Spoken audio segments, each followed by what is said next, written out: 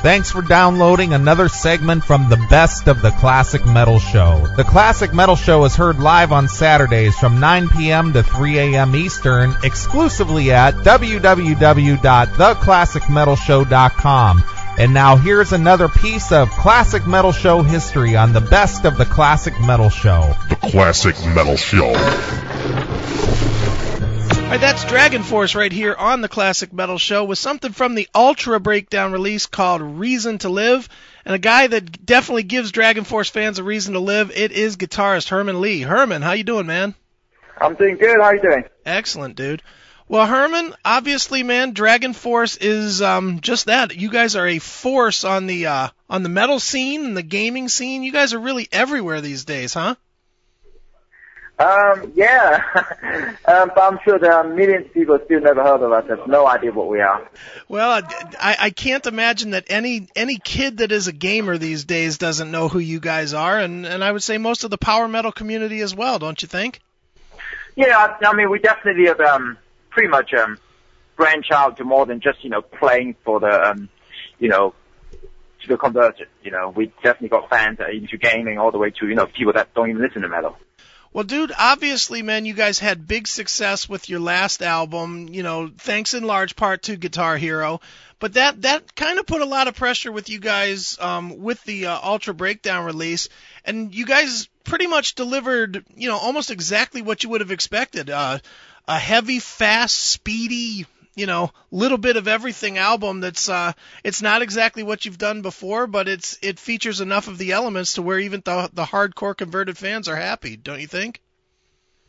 Yeah, I mean, the Guitar Hero thing obviously helped us, but I actually think I got a theory, a new theory, that I think we actually got smaller because of Guitar Hero. Do you believe that? No? Why do you think that? No one believed that one. Okay, but before Guitar Hero came out, we already done 3 headlining tour in the US, alone, and basically when Guitar Hero came out, we actually stopped touring for the last album already. So, and concentrated, on the rest of the world, touring Europe and stuff like that. And, ULTRA BEATDOWN is actually, been really good for us because, we had all these years of experience, I think lots of experience of touring in the Inhuman Rampage album cycle. And, it made us better and tighter and, more kind of inventive for the new album. Sure. Well, the one thing that's cool about the new album too is unlike the last album, you guys really seem to have stretched out. I mean, there's not. I think a lot of people probably expected a bunch like 15 4-minute songs, and instead you gave them 7 to 8 minute songs. I mean, you guys really spent a lot of time developing, especially in the song structure, technique. Was that on purpose, or is that just kind of the growth of the band as a band? We pretty much go for the formula of no compromising. So we are not trying to write and be thinking, well, if you write 4 minute songs, you're going to break, whatever, the world and stuff like that. Dragonforce, I guess our most famous song, Through the Fire and Flames, is 7 minutes something. Right. So, we, there's no point trying to think we're going to write a pop hit. We just go for the full-on metal, the shredding guitar, the speed, the melodies, everything, without thinking, we're trying to be a pop band or something like that. We are trying to, we're just going to stay as a metal band. Now, one interesting thing about Dragonforce, Herman, is you guys have really shown a willingness to tour with bands of that are doing far different things than you do. An example would be on the last album's touring run when you guys were out there with Chimera and whatnot. Is that difficult to go out, especially with bands that are, heavier or more screamo than you guys are? Is that difficult to convert the audiences, or do they just feed off the energy that you guys put out on stage? Not really. I mean, we had All That Remains as the opening band, support band on another tour as well. That Chimera, Killswitch Engage. We just did previously last year.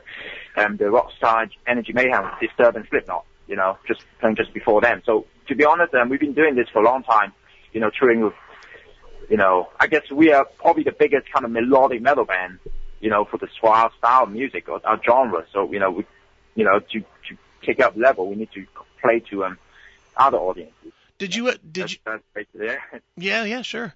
Did you expect ever in your wildest dreams to expect Dragonforce to get as big as you guys have to this point? Well, I'm one of those guys that really don't expect anything. You know, I just play the guitar because I enjoy playing the music. You know, we weren't trying to be like super rock stars or, you know, have this kind of delusion to think, oh, we're gonna make loads of money playing the guitar straight away and stuff like that. You know, we just work our way up slowly. Now, Herman, one of the things that I've read online about you is that, and this could be true or this could be totally bogus. Somehow I kind of think it might be a little bogus, but I don't know. Is it true that you suffer from carpal tunnel syndrome? Not me. Okay, because that's what it says about you online, that you have carpal tunnel from too much gaming. Oh, really? Oh, I'm fully able. I do martial arts. I punch and kick, grapple, to playing the guitar and using the computer. So, yeah. Very nice. So, you know, obviously, Herman, Dragonforce, getting ready to go overseas once again. What is the difference for you? You know, obviously the kind of music that you play, while it's doing very well for you guys here in the U.S., you guys are kind of the anomaly instead of the norm. You know, but then when you go overseas, the kind of music that you guys play is certainly a lot bigger. What is that like for you when you go overseas? I mean, I would imagine you guys are almost in like legendary status overseas. True? Yeah, I mean, we've been playing, you know, we've been touring, you know, since the first album in Europe, in Japan, you know. So obviously, you know, it's different. We only start touring America from our third album. Okay. You know, but, you know, I think it's a fight everywhere. Everywhere, you know, we have people that like us and hate us, you know, but that's what makes us big. You know, but it's great to be able to, you know, play in the U.S. and do massive tour like this, because I know a lot of bands that play, I guess, the previous band, you know, the older generation of, you know, guys like power metal, you know, never be able to do that. Right. I guess, you know, along the Grammy Awards nomination, whatever. So that, you know, that makes a big difference. Now, Herman, you know, from reading up on you, one thing that I do know, and you as a well-pronounced guitar player, and you have your own signature model guitar by Ibanez, and, you know, you're obviously a gearhead by all the different effects pedals and amps and guitars that you've played over the years. Are you indeed a gearhead? And, you know, what is coming new on the horizon that you're liking so far? I'm definitely, you know, technical in all aspects of things that I like to do. You know, from music to whatever, you know, computers to whatever. So, in the music, I like to understand how the guitar is built, how the amp works, and really everything, you know, technical to the fine details. So, right now, I guess, I'm learning a lot in production. Okay. You know, recording, production, all that kind of stuff, mixing, you know, that kind of thing. Just, you know, I'm sound engineering at the moment is what I'm, working a lot on. Okay, so you're building for the future, not only right now. Absolutely, you know, to understand how to record the guitar is important to how to play the guitar, how to make it sound like the way you want it to sound on an album. You know, instead of giving it to someone else and paying an engineer, you can do it yourself. So, yeah, learning Pro Tools, you know, frequencies, how everything interact with each other, how the drums, what frequencies on, what guitar is on, you know, all that. Sure. Now, as a computer geek, are you a Mac guy or a PC? The only way to do it is use all of them. Okay. Why limited to one style?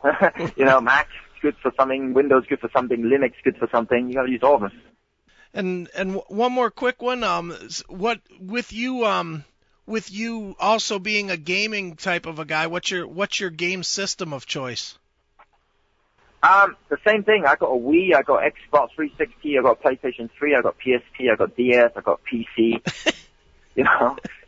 Why be limited? You know, you make a choice on what's the best platform to use at different games, different times. I always say it's like, you know, learning to play guitar. Try to learn as much as possible, and learning martial arts. Learn all styles that works for you. What do you do more on the average day? Gaming, playing guitar, or doing martial arts? I do no gaming at all on tour, really. Okay. A lot of office work, you know, the band, you know, needs to be run, you know, even though you've got management, there's still a lot of decisions to be made. And martial arts, a lot of them try to do a lot of Brazilian Jiu-Jitsu, maybe kickboxing, Thai boxing, and guitars. Every day you got to play the guitar, right? You have a show to do. Right, of course. I hear you, man. Well, Herman, as with Dragonforce being the, I'll say the most well-known band to come out of the Guitar Hero, I don't want to say circuit, but out of the Guitar Hero gaming platform, you know, I mean, obviously there's other bands, Metallica, Aerosmith, you know, AC/DC, whatnot, that have their own Rock Band or Guitar Hero games. With you guys being the most prominent band to kind of emerge from it, you know, that were not known, you know, across the planet before the game systems broke out, are there any talks or is there any thought of an actual Guitar Hero Dragonforce? You know, it's not really something I've been looking at. You know, if the fans demand it, you know, they really want to see something like that, you know, I'm sure we can do something. But for me, you know, the music is the main thing. All this video game stuff, I mean, it's great to push your, you know, to expose to other bands, you know, other people, you know. But to be honest, the Guitar Hero thing is really an American thing. It's more in the U.S. In Europe, they don't really play it that much in Japan. So, you know, it's all this, you know, you have to play the guitar and put the hard work in to make it. I don't think it's the Guitar Hero thing. A lot of people love to say the Guitar Hero all the time, but I still think it's only one small part of it. Absolutely, man. I certainly hear you, man, but I'm going to disagree a little bit because I've got two kids of the Guitar Hero age, and believe me, they know Dragonforce because of Guitar Hero. There's a lot of kids like that. Oh, of course, there are lots of that, but, you know, we also, you know, we've been touring and selling records way before the game came, you know, had our song in it. And sure. The reason they had the song in it is because fans requested for the song to be in it. Right. So, you know, just actually the early fans that requested to get the song to have in it. Yeah. Dragonforce be in the game. Sure. You know? Sure. But, you know, so thanks to fans again. The fans are the one that spreads the word, actually. Now, Herman, you know, getting away from the gaming and talking specifically about guitars, I mean, the way that you play and, you know, is so much faster than what most people do. I would assume that, you know, your direct influences would be somebody like an Yngwie Malmsteen. You know, is Yngwie one of them? And who else, you know, coming up did you try to emulate when you were developing your own style? When I was young, of course, I listened to Malmsteen, a lot of the old 80s shredder, which I picked up in the 90s. You know, I got the albums later on, you know, because I didn't start until really much later on. I started kind of the grunge era, new metal time, you know. So I listened to a lot of Vinnie Moore, Tony McAlpine, Greg Howe. You know, these are the more underground. Richie Kotzen, of course. Right. The overground, Steve Vai, Satriani, you know, Van Halen. You know, every guitar player, you can learn something from it. Yeah, Steve Morse, you know, Dream Theater guy, of course. Yeah. Right. Oh yeah. Billy X. You name names. There's so many of them. Yeah. Have you ever picked up any albums by like Mark Strigle, Ronan? I don't know who that is. Oh, you should check those guys out, man. You talk about some guitar stuff. That band Ronan. Uh-huh. Okay, cool. Cool. Well, all right, Herman. Well, the new album, of course, is called ULTRA BEATDOwn. It is in stores now. It's been out for a while. And, Herman, before I let you go, I got to ask you what is known as the traditional classic metal show question. How has Lemmy from Motorhead influenced your career? In somehow, it's kind of a funny thing. I don't know how you can drink so much booze and still survive. So, I think I don't really know how to say that one, but I think he showed us some way of drinking, but also some way, you know, he kind of, I got Sam in the band to show me how not to drink. Very nice. Yeah.